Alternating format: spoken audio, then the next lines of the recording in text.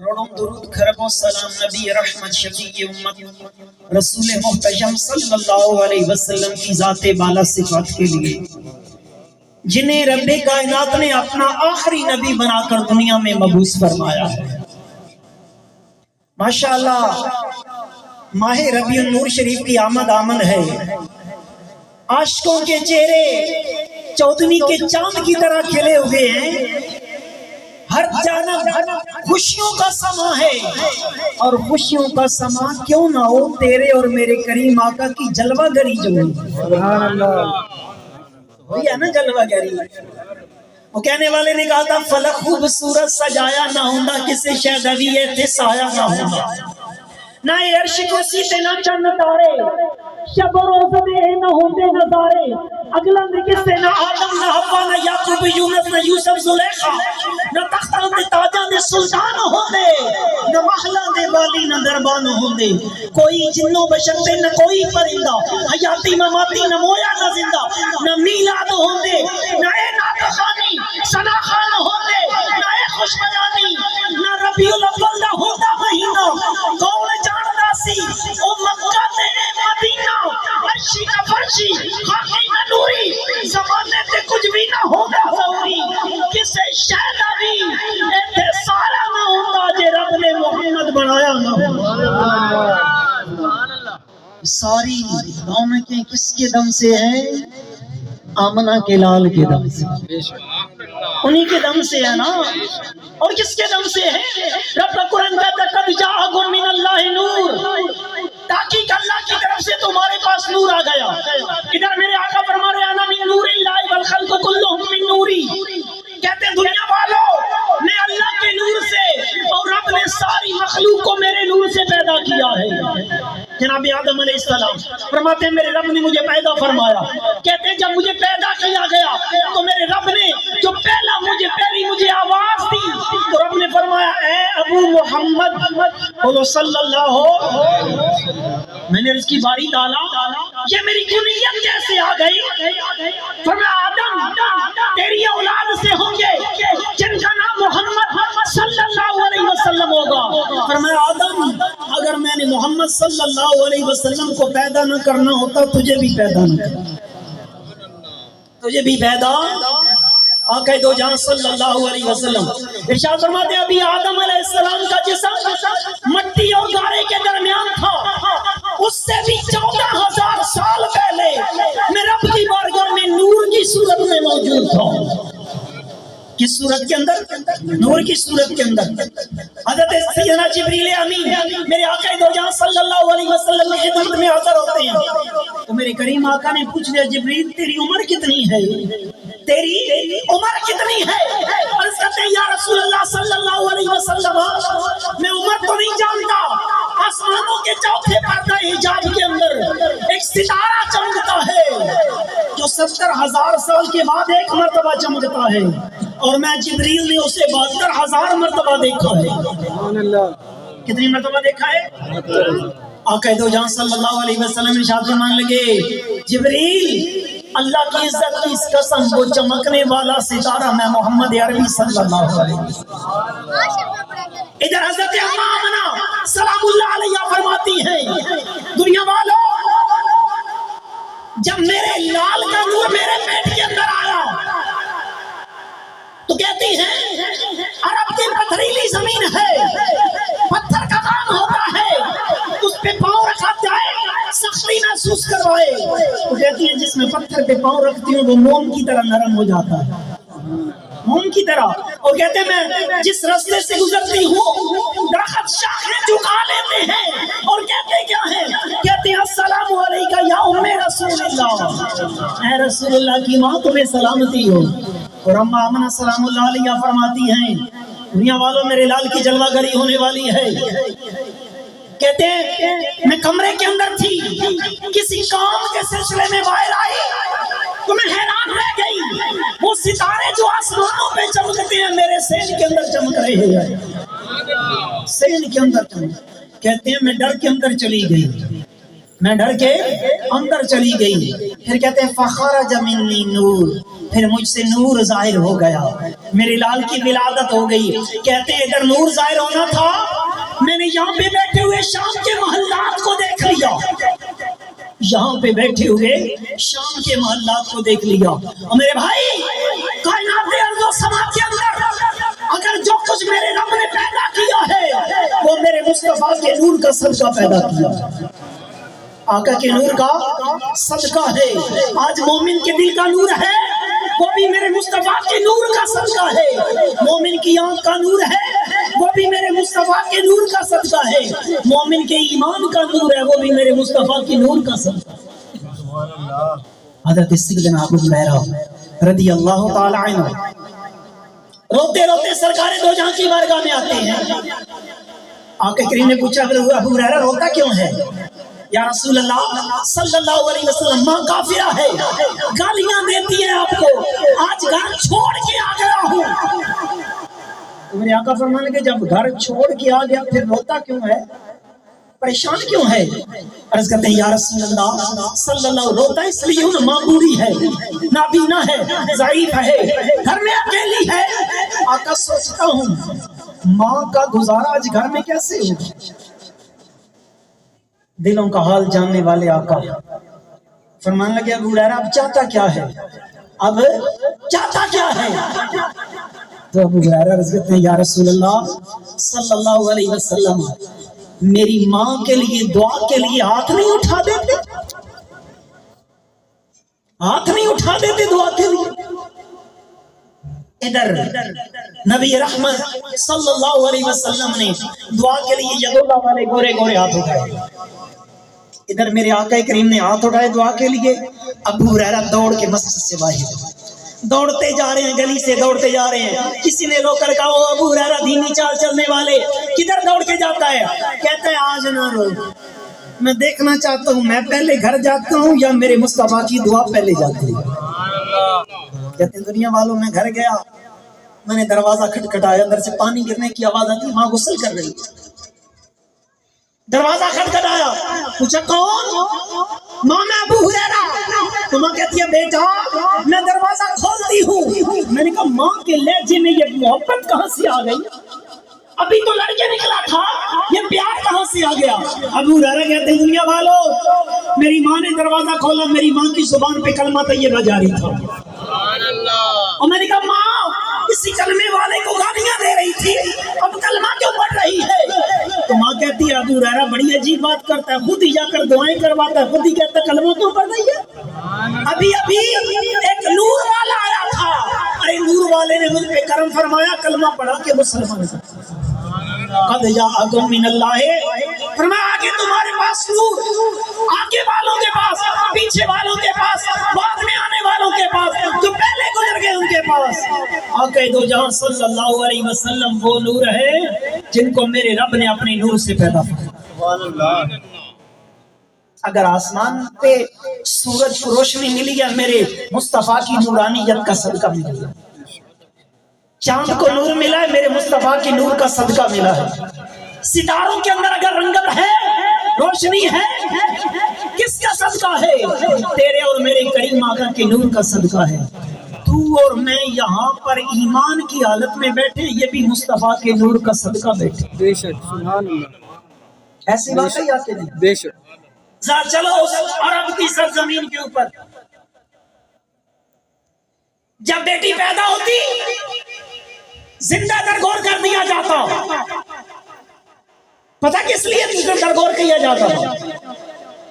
عرب کے لوگ بڑی شاعری کیا کرتے تھے، جب کسی کی ماں بہن بیٹی کو دیکھتے تھے اس کے جسم کے ہر عضو کے اوپر شعر لکھتے تھے، تو اس لیے وہ کہتے ہیں نہ بیٹی ہوگی نہ کوئی اس کے جسم کے کسی حصے پہ شعر لکھے گا۔ دنیا والو ایسے دور کے اندر الفاطمہ تو بدعت منی کہنا کلمہ جہاد تھا یا کہ نہیں تھا؟ تھا نا کلمہ جہاد۔ جس زمانے کے اندر بیٹیوں کو زندہ درگور کر دیا جاتا تھا، میرے مصطفیٰ جان رحمت صلی اللہ علیہ وسلم کی جلوہ گری ہوئی، فرمایا آج کے بعد کوئی بندہ اپنی بیٹی کو زندہ درگور نہیں کرے گا، کوئی نہیں دفن کرے گا۔ کس لیے؟ فرمایا میرے رب کسی کو 2 بیٹیاں عطا کر دے، وہ ان کی پرورش کرے اچھے طریقے سے، پھر انہیں بیاہ دے۔ فرمایا قیامت کے دن جب وہ آئے گا اس کے اور میرے درمیان اتنا ہی فاصلہ ہوگا جتنی یہ دو انگلیوں کے درمیان فاصلہ، اتنا ہی فاصلہ، اتنا ہی فاصلہ۔ وہ ایک عربی آیا نا، دیہاتی آدمی، یا رسول اللہ صلی اللہ علیہ وسلم دو باتیں ایسی ہیں جو بھولتی نہیں ہیں۔ ایک بات جب سوچتا ہوں تو ہنسی نہیں رکتی، اور دوسری بات جب سوچتا ہوں تو اشک نہیں تھمتے۔ اس عربی نے بیان کرنا شروع کیا، یا رسول اللہ صلی اللہ علیہ وسلم ہم بتوں کو پوجتے تھے، میں نے سفر پہ جانا تھا تو اب مجھے خدا بھی چاہیے تھا جس کو میں ساتھ لے کے جاتا تاکہ پوجا پاٹ بھی چلتی رہتی۔ کہتا ہے کہ اب پتھر کا اٹھاتا تو بھاری ہو جاتا۔ یا رسول اللہ صلی اللہ علیہ وسلم میں نے جو کا آٹا لیا، آٹے کا بت بنایا، خدا جھوٹا، اور اپنے ساتھ لے کے چل گیا۔ کہتا ہے یا رسول اللہ صلی اللہ علیہ وسلم جتنا عرصہ میرا سفر کا ارادہ تھا، جتنا میرے پاس راشن تھا، راشن ختم ہو گیا، سفر طویل ہو گیا، 2-3 دن بھوک کاٹی۔ جب برداشت نہ ہوا تو میں نے اس بت کو توڑا، اس پہ پانی ڈالا، گونگا اور گون کے روٹی پکا کے کھا گیا۔ یا رسول اللہ جب یہ بات سنتا ہوں سوچتا ہوں تو ہنسی نہیں رکتی۔ دوسری بات، یا رسول اللہ صلی اللہ علیہ وسلم جب میں گھر سے گیا تھا میری بیوی حاملہ تھی، میں نے کہا اگر میرے گھر میں بچی پیدا ہو اسے قتل کر دینا، اگر بیٹا پیدا ہو اسے زندہ رکھ لینا۔ کہتا ہے یا رسول اللہ صلی اللہ علیہ وسلم میں عرصے کے بعد گھر آیا، میں نے زوجہ سے پوچھا کیا ہوا تھا گھر میں، اس نے کہا بیٹی پیدا ہوئی تھی، ہم نے اس کو دفن کر دیا، مگر ایک بچی کو میں اکثر اوقات اپنے گھر کے اندر دیکھتا، میں پوچھتا کون ہے یہ، تو جھوٹ بولتی پڑوسن کی بچی ہے۔ مگر کہتا ہے یا رسول اللہ صلی اللہ علیہ وسلم ایک دن میں نے بیوی پہ سختی کی، میں نے کہا پتا یہ کون ہے، تو کہنے لگی یا رسول اللہ، کہنے لگا میری زوجہ مجھے کہنے لگی میرے سرکار یہ تیرے نطفے کی پیداوار، یہ تیری بیٹی ہے، ماں کی نہ ماں کیسے اپنی بیٹی کو قتل کر دی۔ کہتا میں نے کہا اسے تیار کر ہم دعوت پہ جا رہے ہیں۔ میں نے بیٹی کو ساتھ لیا، وہ چند سال کی ننھی سی بچی تھی، کسی اٹھا لی، جب ریگستان میں پہنچا نا میں نے گڑھا کھودنا شروع کر دیا، گڑھا کھودتا جا رہا ہوں، کھودتا جا رہا ہوں۔ یا رسول اللہ صلی اللہ علیہ وسلم میرے ماتھے پہ جب کبھی پسینہ آتا نا، وہ ننھی سی بچی اپنے ننھے ننھے ہاتھوں سے اپنے دوپٹے کا پلو لے کر میرے ماتھے سے پسینہ صاف کرتی۔ یا رسول اللہ صلی اللہ علیہ وسلم جب میں بچی کے قد کے مطابق گڑھا کھود چکا، میں نے بچی کو سر کے بالوں سے پکڑ کے اس انداز سے اچھالا، میری بچی گڑھے میں گر گئی۔ یا رسول اللہ صلی اللہ علیہ وسلم میں نے مٹی ڈالنا شروع کیا، میری بیٹی مجھے واسطے دیتی رہی، میری بیٹی آؤ فغاں کرتی رہی، میری بیٹی مجھے کہتی ابا مجھے مت ماریے، کچھ نہیں مانگوں گی آپ سے، لوگوں کے گھروں میں کام کر کے گزارا کروں گی۔ یا رسول اللہ مجھے رحم نہیں آیا، میرے دل میں ایمان جو نہیں تھا۔ آقا میری بچی چیختی رہی، میری بچی چلاتی رہی، مجھے واسطے دیتی رہی، ہاتھ جوڑتی رہی۔ یا رسول اللہ صلی اللہ علیہ وسلم میں نے اپنی بچی کو دفن کر دیا۔ آقا جب یہ بات یاد آتی ہے آنسو رکتے نہیں ہیں۔ آقا کو میری بخشش کی صورت ہو سکتی ہے؟ فرمایا اس جگہ کا پتہ تو جانتا ہے جہاں پہ تو نے بچی کو دفن کیا تھا؟ یا رسول اللہ صلی اللہ علیہ وسلم یاد ہے مجھے۔ فرمایا چل میں تیرے ساتھ چلتا ہوں۔ کائنات کے تاجدار چل پڑے، اس جگہ پہ پہنچے، پیچھے کھڑا ہو گیا، یا رسول اللہ یہاں پہ بچی کو دفن کیا تھا۔ میرے آقا دو جہاں صلی اللہ علیہ وسلم نے فرمایا قم باذن اللہ، اللہ کے حکم سے زندہ ہو جا۔ روایات میں آتا ہے بچی اپنے کپڑے جھاڑتی ہوئی زندہ ہو گئی، سبحان اللہ۔ میرے آقا دو جہاں صلی اللہ علیہ وسلم نے ارشاد فرمایا بیٹی مجھے پتا ہے تجھے کسی گناہ کی پاداش میں قتل نہیں کیا گیا، قیامت کے دن ہر بچی سے پوچھا جائے گا پتا تجھے کس گناہ کی پاداش میں قتل کیا گیا، مجھے پتا تو بے قصور ہے، مگر اب یہ بتا اللہ کا نبی تیرے باپ کا سفارشی بن کے آیا ہے، معاف کرے گی اپنے باپ کو یا نہیں کرے گی؟ عرض کرتی ہے سونیا آپ نے بڑا کرم فرمایا، آپ تشریف لے آئے، آپ گواہ بن جائیں، میں نے اپنے باپ کو معاف کر دیا۔ سبحان اللہ۔ انسانیت میں ایسا دور گزرا ہے کہ اپنی بچیوں کو زندہ درگور کرتے تھے، آج اگر بیٹی کو مقام ملا ہے مصطفیٰ کی آمد کا صدقہ ہے، وہ اوقاف کی منڈی لگتی، لوگ چیزیں بیچنے جاتے، کوئی کہتا گندم لے لو، کوئی کہتا جو لے لو، کوئی کہتا آٹا لے لو، ایک جوان آیا اس نے کندھے پہ ماں اٹھائی ہے، کہتا کون ہے جو میری ماں کو خریدے گا؟ میں ماں بیچنے آیا ہوں، ماں بیچنے آیا ہوں۔ میرے آقا جان رحمت صلی اللہ علیہ وسلم نے ارشاد فرمایا آج کے بعد کوئی بندہ اپنی ماں کو نہیں بیچے گا، کس لیے؟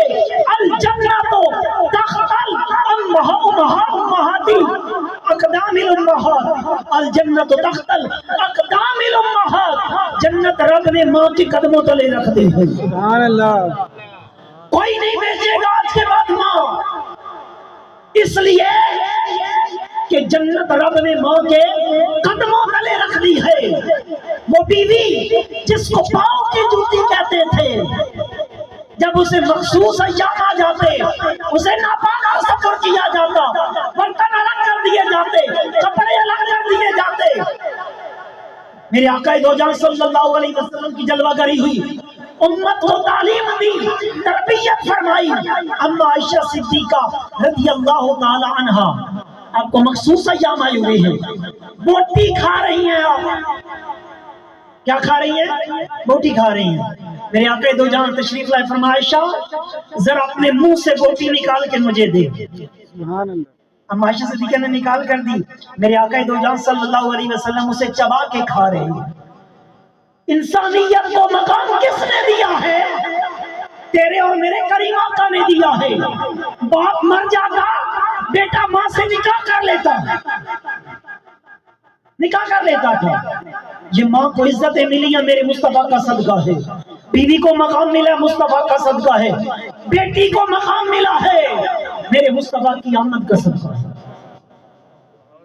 اور بہن کو بھی اگر مقام ملا تو کس کا صدقہ ہے؟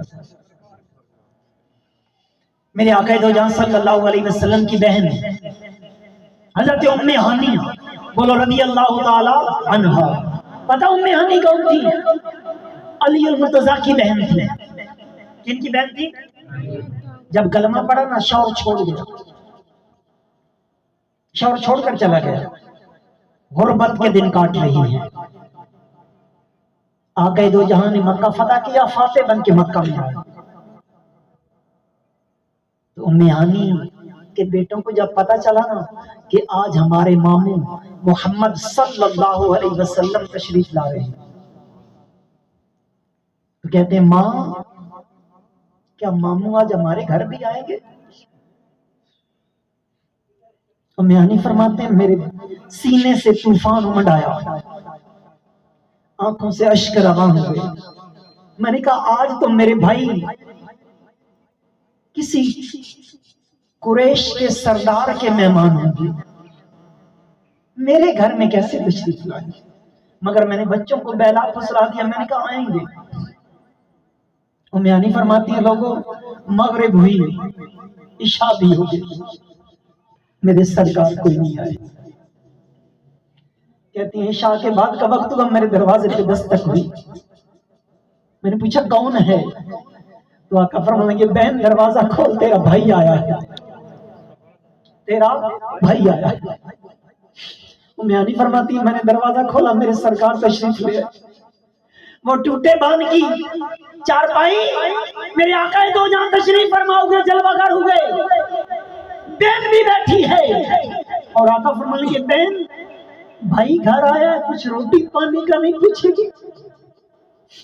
ام ہانی فرماتی ہے دنیا والوں میرے گھر میں تو غربت کے ڈیرے تھے، میں نے وہ سوکھی روٹی کے ٹکڑے لیے، پانی کا گلاس سامنے رکھا، اور آقا دو جہاں کی خدمت میں جب پیش کیا نا تو میرے سرکار صاحب معراج صلی اللہ علیہ وسلم وہ سوکھی روٹی کے ٹکڑے اٹھا کے نا پانی میں بھگو کے کھا رہے ہیں اور کہتے ہیں میری بہن سنا تیرا کیا حال ہے، میری بہن سنا بچے کیسے ہیں، میری بہن سنا کیسی گزر رہی ہے۔ ارے بہنوں کو بھی مقام دیا تو کس نے دیا ہے؟ تیرے اور میرے کریم آقا نے۔ اس کائنات کے اندر جتنی رونقیں ہیں میرے مصطفیٰ کی آمد کا صدقہ ہے یا کہ نہیں ہے؟ سب کچھ یہ آمد مصطفیٰ کا صدقہ ہی تو ہے۔ تو اور میں یہاں پر مل کے بیٹھے ہیں، یہ بھائی چارے آپس کے اندر ہیں، کس کا صدقہ ہے؟ اس وقت تو حال یہ تھا، دو قبیلے گھاٹ پہ چلے جاتے پانی پلانے کے لیے جانوروں کو، کوئی اگر یہ قبیلہ پہلے پلا لیتا پانی اپنے جانوروں کو، جنگ شروع ہو جاتی، اور کتنی جنگ رہتی، کئی نسلیں ختم ہو جاتی۔ مگر پھر ایک وہ بھی موقع آیا، غزوہ کا موقع ہے، تو مجاہدین زخمی حالت میں پڑے ہیں، ایک سیابی پانی پلانے کے لیے آتا ہے، تو وہ جو زخمی ہے وہ کہتے ہیں کہ بھائی اگلے سیابی کو پلا، اگلا زخمی مجھ سے زیادہ پیاسا ہے۔ پھر اگلے کے پاس وہ بھیجتا ہے، وہ اگلے کے پاس بھیجتا ہے، کہتا جب میں آخری کے پاس پہنچا، اس نے کہا پہلے والا زیادہ پیاسا ہے، اسے پلاؤ۔ تو کہتا ہے ابھی جب میں مڑ کے پہلے کے پاس آیا تو سارے جامِ شہادت نوش کر چکے تھے۔ یہ محبتوں کے جام کس نے پلائے تھے؟ یہ دل میں ہمدردیاں کس نے جگائی تھی؟ یہ محبت کس نے دی تھی؟ یہ آمنہ کے لال نے عطا فرمائی تھی، انہوں نے عطا فرمائی ہے۔ آج تو اور میں مل کے بیٹھے مصطفیٰ کا میلاد منا رہے ہیں، اور بخت والے ہوتے ہیں وہ لوگ جو آقا کی آمد کے جشن کرتے ہیں۔ آج ملک ندیم صاحب اور سرمد صاحب یہ مقدر کے سکندر ہیں جنہوں نے اپنے گھر کے اندر میلاد مصطفیٰ کی محفل کو سجایا، اور بخت والے سجاتے ہیں نا۔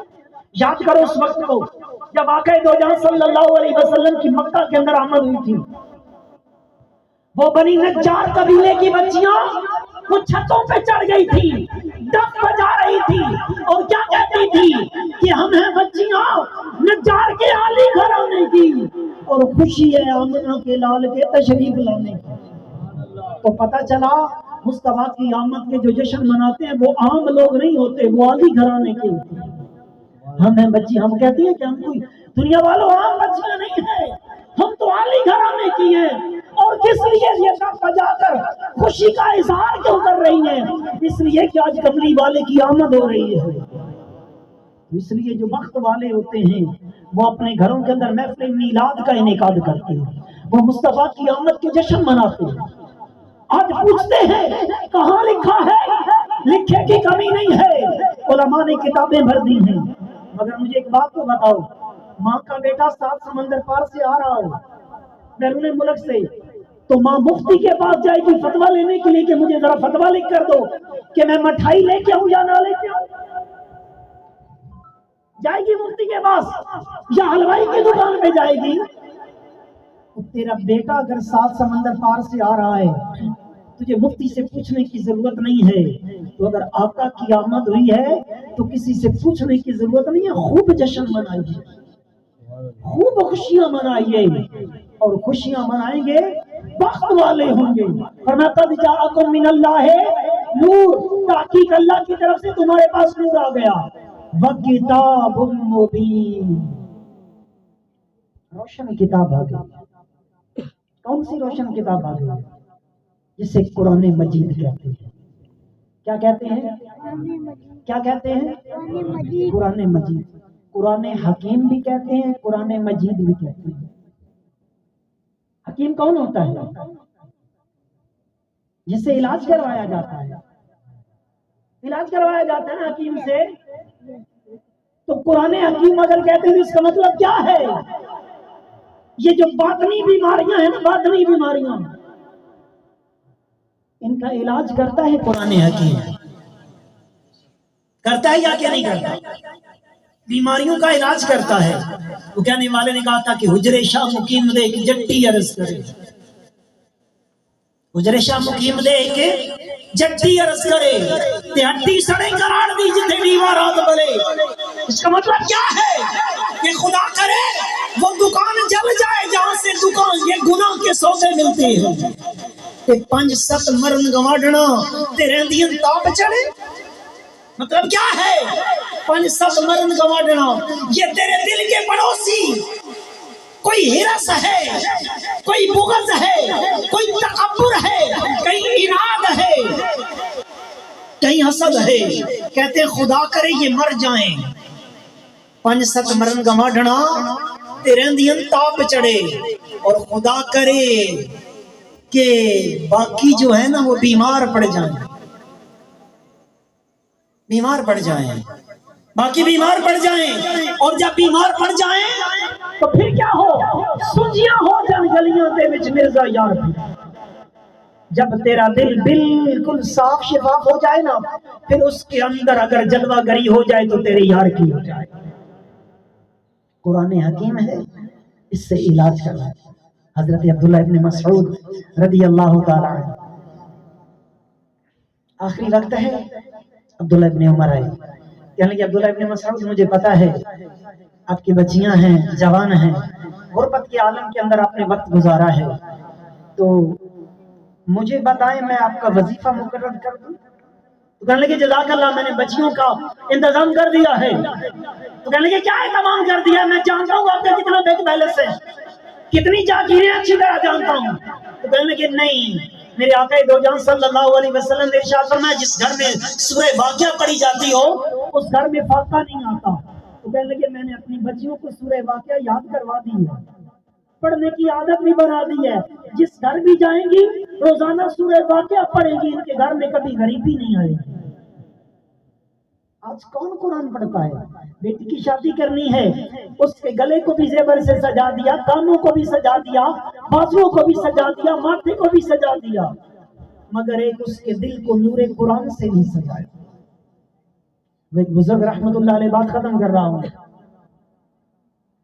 کہتے ہیں کہ میں نے منت مانی میری گھر اولاد نہیں ہوتی تھی میں نے کہا یا اللہ مجھے بیٹی دے دے کائنات کی ہر چیز میں اسے جہیز میں دوں گا کہتے ہیں رب نے بیٹی دے دی اب جوان ہو گئی غربت کے ڈیرے میں پریشان ہو گیا کیسے اس کو ہر چیز جہیز میں دی جائے کہتے ہیں میں اللہ والے کے پاس گیا میں نے کہا حضرت بڑا پریشان ہوں میری رہنمائی فرمائے تو کہنے لگے پریشان کیوں ہوتا ہے تو اپنی بیٹی کو جہیز کے اندر اللہ کا قرآن دے دے جس کے اندر کائنات کی ہر چیز موجود ہے سبحان اللہ اپنی بیٹی کو رب کا قرآن دے اس لیے آ جاؤ مصطفیٰ کا دامن بھی تھام لو اور قرآن کا دامن بھی انشاءاللہ جب آقا کی اطاعت کرتے ہوئے قرآن پہ عمل کیا جائے گا یہ زندگی بھی سمرے گی آخرت بھی سمر جائے گی میرا مالک آپ کی اور میری حاضری قبول فرمائے جو ٹوٹے پھوٹے الفاظ پر یہ پیش کیے گئے ان کو شرف قبولیت نصیب فرمائے